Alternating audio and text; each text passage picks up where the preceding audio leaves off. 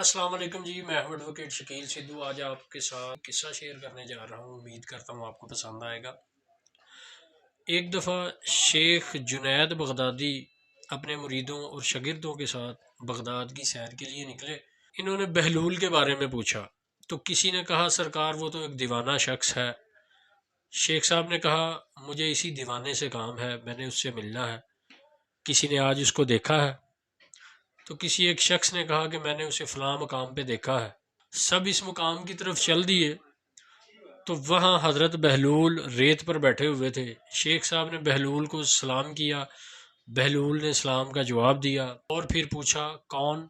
شیخ صاحب نے بتایا بندے کو جنید بغدادی کہتے ہیں۔ بہلول نے کہا وہی جو لوگوں کو درس دیتے ہیں؟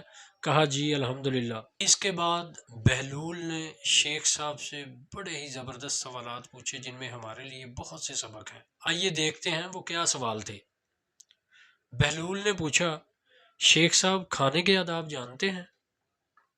شیخ صاحب کہنے لگے بسم اللہ کہنا، اپنے ہاتھ سے کھانا، لقمہ چھوٹا لینا، سیدھے ہاتھ سے کھانا، خوب چبا کر کھانا، دوسرے کے لقمے پر نظر نہ کرنا، اللہ کا ذکر کرنا، الحمدللہ کہنا، اول و آخر ہاتھ دھونا۔ بہلول نے کہا لوگوں کے مرشد ہو اور کھانے کے آداب نہیں جانتے، اور وہاں سے اٹھ کر آگے چل دیے۔ شیخ صاحب بھی پیچھے چل دیے۔ مریدوں نے اصرار کیا سرکار وہ دیوانہ ہے، لیکن شیخ صاحب پھر وہاں پہنچے، پھر سلام کیا۔ بہلول نے سلام کا جواب دیا اور پھر پوچھا کون؟ کہا جنید بغدادی جو کھانے کے آداب نہیں جانتا۔ بہلول نے پوچھا اچھا بولنے کے آداب تو جانتے ہوں گے؟ شیخ صاحب نے کہا جی الحمدللہ، متکلم مخاطب کے مطابق بولے، بے موقع، بے محل اور بے حساب نہ بولے، ظاہر و باطن کا خیال رکھے۔ بہلول نے کہا کھانا تو کھانا، آپ بولنے کے آداب بھی نہیں جانتے؟ بہلول نے پھر دامن جھاڑا اور تھوڑا سا اور آگے چل کے بیٹھ گئے۔ شیخ صاحب پھر وہاں جا پہنچے، سلام کیا۔ بہلول نے سلام کا جواب دیا، پھر وہی سوال کیا کون ہو؟